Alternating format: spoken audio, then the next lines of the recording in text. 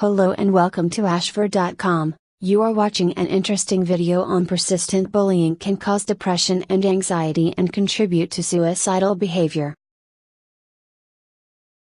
Please read this disclaimer carefully.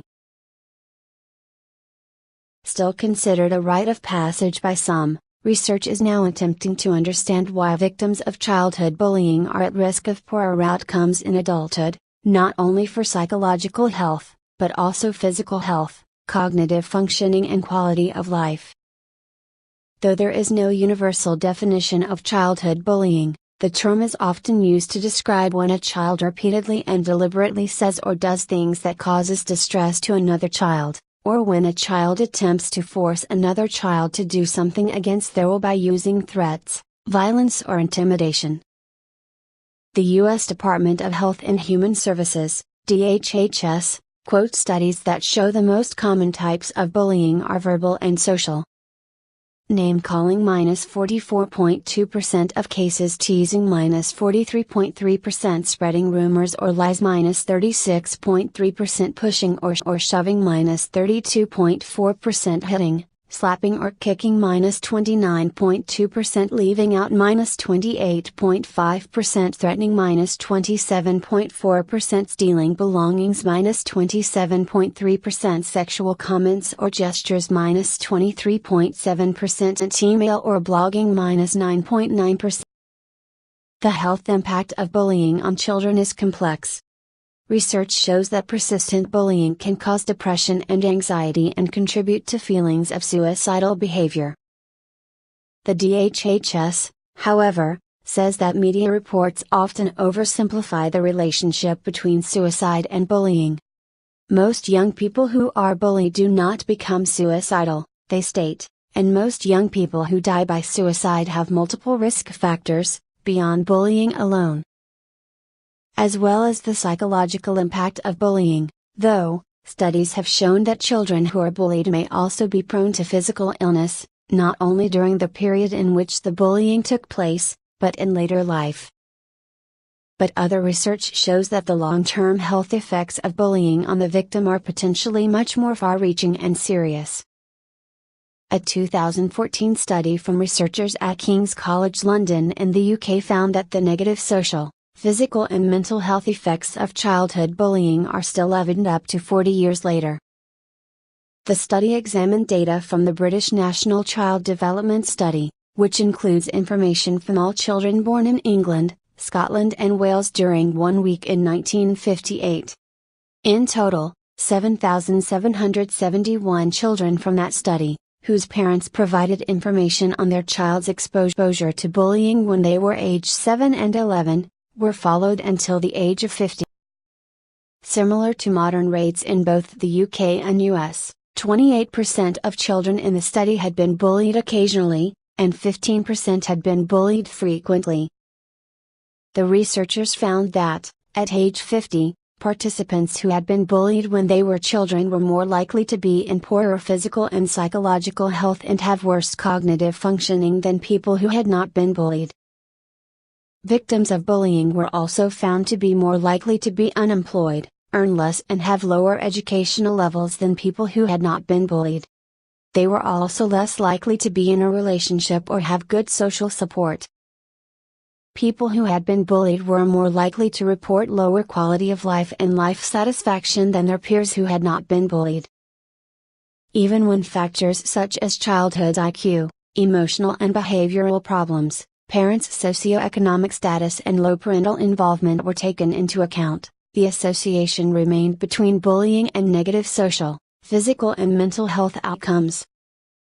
Our study shows that the effects of bullying are still visible nearly 4 decades later, said lead author Dr. Rituki Sawa, from the Institute of Psychiatry at King's College London. The impact of bullying is persistent and pervasive, with health, social and economic consequences lasting well into adulthood. We need to move away from any perception that bullying is just an inevitable part of growing up, added co-author Professor Louise R. Snow. She says that while programs to stop bullying are important, teachers, parents and policymakers need to focus efforts on early intervention to prevent problems caused by bullying from persisting into adolescence and adulthood. Professor Arsenault has also written in depth on another 2014 study into the long-term health effects of bullying, conducted by a team from Duke University Medical Center in Durham, NC. That study investigated the hypothesis that bullying victimization is a form of toxic stress. Proponents of this theory suggest that this toxic stress affects children's physiological responses, which may explain why many, otherwise healthy, victims of bullying go on to develop health problems. One mechanism that may drive this psychological and physical relationship is the inflammatory response, which occurs when the body is fighting an infection, reacting to an injury, or responding to a chronic health problem. Some experts think that bullying results in a kind of toxic stress that affects children's physiological responses, possibly explaining why some victims of bullying go on to develop health problems. The Duke team assessed the extent of this response in victims of bullying by measuring levels of a protein called C-reactive protein, CRP. High levels of CRP occur during the inflammatory response. Previously, studies have shown that people who were abused by an adult in their childhood display elevated levels of CRP. Professor Arsenault says this suggests that the body is reacting to toxic stress in the same way as when it is attempting to fight an infection. The Duke team analyzed data from the Great Smoky Mountains study, which measured CRP levels in 1,420 children aged 9–16 who had been victims of bullying, as well as bullies and bully victims, children who are victims of bullying and who also bully others. The researchers found that children who had been involved in bullying multiple times, whether as victims, bullies, or bully victims, had higher levels of CRP than those who were not exposed to bullying. The team then looked at the participants' CRP measurements as they entered adulthood. The findings were similar. People who had been repeatedly bullied during childhood displayed the highest levels of CRP. However, in a finding that surprised the researchers, participants who bullied others were found to now have the lowest levels of CRP out of all groups studied, including those who had not been exposed to bullying. For both the childhood and early adulthood CRP measurements, the researchers took into account factors such as maltreatment, family dysfunction, anxiety disorders, prior CRP levels, and variables associated with CRP, but the associations remained. Professor Arsenault comments that previous research along these lines has demonstrated that bullying can influence physiological responses to stress, including altered levels of cortisol, the hormone that is released in the body when under stress. One study involving pairs of identical twins, where one twin had been bullied and the other had not, found that the bullied twins demonstrated a blunted level of cortisol response. Bullying and the continued threat of being bullying can have physiological consequences. There is evidence that over time this experience can dysregulate biological stress response systems. In our work, victims have higher levels of the inflammatory marker C-reactive protein up to a decade after their bullying experience. Over time, the wear and tear of these physiological changes can limit the individual's ability to respond to new challenges and put them at increased risk for physical illness. In 2013, Professor Copeland also co-authored another analysis of data from the Great Smoky Mountains study, looking into the long-term health consequences of bullying that, as the King's College London study, found that victims of bullying have a higher risk of poor health, lower socioeconomic status, and problems with forming social relationships as adults. This study also looked at the victims, bullies, and bully victim groups. However, in this study, the bully victims were found to be the most vulnerable group. Subjects in this group were found to be 6 times more likely to have a serious illness, smoke regularly, or develop a psychiatric disorder in adulthood than those who had not been involved in bullying. Not all victims are created equally, Dr. Copeland says of the study's findings. Victims that attempt to fight back and hurt others tend to be impulsive, easily provoked, have low self-esteem and are often unpopular with their peers. Bully victims are also more likely to come from dysfunctional families and to have been maltreated by family members. As such, he continues, these children have been exposed to high levels of adversity and lack the skills, temperament and social support to cope effectively.